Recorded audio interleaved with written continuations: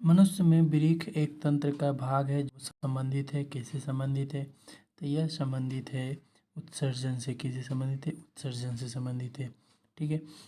Chlorophyll वर्णक का रंग कैसा होता है? तो क्लोरोफिल वर्णक का रंग होता है हरा। कैसा होता है? हरा होता है। ठीक है, हरा होता है। शरीर में भोजन का पचना किस प्रकार की अभिक्रिया है? तो शरीर में भोजन की पचना एक उपचयन अभिक्रिया है। कैसी अभिक्रिया है? उपचयन अभिक्रिया है। उपचयन अभिक्रिया है। मानव हृदय में पाए जाते हैं कितने कोष्ठक पाए जाते हैं? तो 4 कोष्ठक पाए जाते हैं। कितने कोष्ठक? 4 कोष्ठक पाए जाते हैं।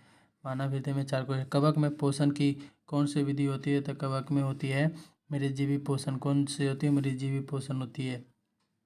भोजन का पचना किस प्रकार की अभिक्रिया है? भोजन का पचना उपचयन अभिक्रिया है। किस प्रकार की अभिक्रिया? उपचयन अभिक्रिया है। रक्त क्या है? तो रक्त क्या है? तो रक्त एक उत्तक है। क्या है? उत्तक है। तरल संयोजी उत्तक किसको कहते हैं? निम्नलिखित में कौन उत्सर्जी अंग है? तो निम्नलिखित में से कौन उत्सर्जी अंग है? तो वृक्क। वृक्क क्या उत्सर्जी अंग है? ठीक है। मनुष्य का मुख्य श्वसन अंग है। तो मनुष्य का मुख्य श्वसन अंग गिल्स होता है। क्या होता है? मत्स्य का मुख्य श्वसन अंग क्या होता है? गिल्स होता है। मत्स्य यानी मछली का। ठीक है। भोजन का पचाना किस प्रकार की अभिक्रिया है? तो ये उपचयन अभिक्रिया है। कैसा अभिक्रिया है? उपचयन अभिक्रिया है। भोजन का पचना कैसा अभिक्रिया? उपचयन अभिक्रिया है। पौधों में वाष्पोत्सर्जन किस भाग में होता है? तो ये होता है पत्ता में।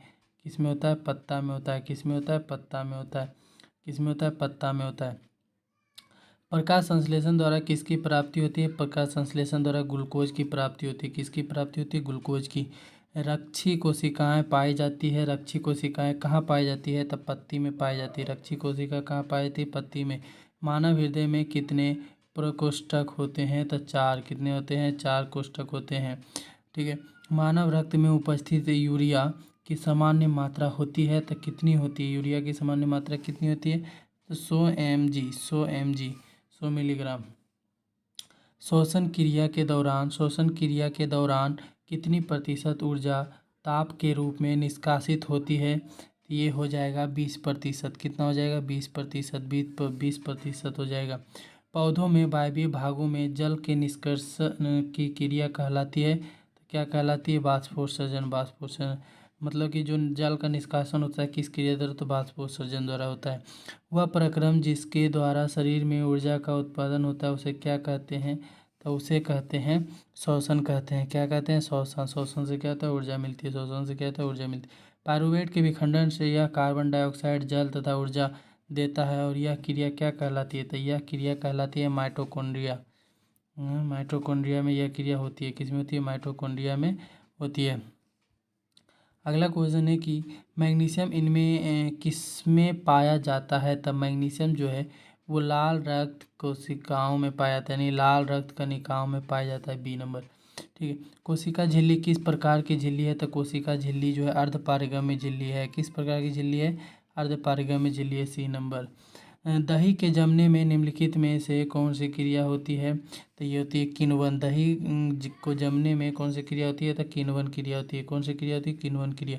मानव हृदय में पाए जाते हैं तो कितने कोष्ठक पाए जाते हैं? 4। कितने?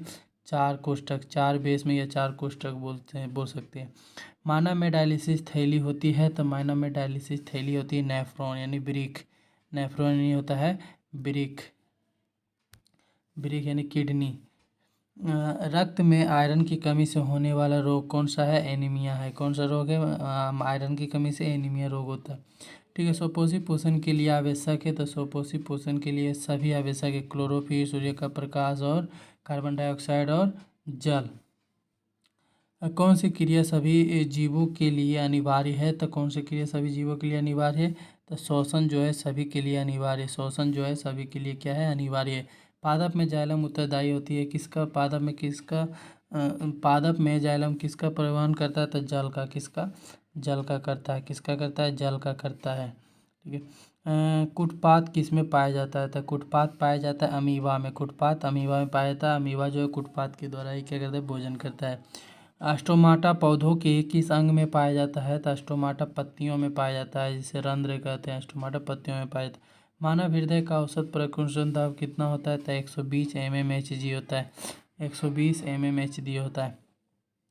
इनमें कौन प्रकाश संश्लेषी अंग है? तो ये कौन हो जाएगा? हरित लवक। स्टोमाटा नहीं होगा, ये भी नहीं होगा, ये भी नहीं होगा, ये भी नहीं होगा, ये क्या हो जाएगा? हरित लवक हो जाएगा। वाष्पोत्सर्जन कैसी प्रक्रिया है? तो वाष्पोत्सर्जन एक भौतिक प्रक्रिया है। कैसी प्रक्रिया है? भौतिक प्रक्रिया है। ठीक है। शरीर में भोजन का पचना किस प्रकार की अभिक्रिया है? तो ऑक्सीकरण अभिक्रिया। किस प्रकार की अभिक्रिया है? ऑक्सीकरण अभिक्रिया है। जठर ग्रंथियाँ कहाँ पाई जाती है? तो जठर ग्रंथियाँ पाई जाती है अमाशय में। कहाँ पाई जाती है? अमाशय में।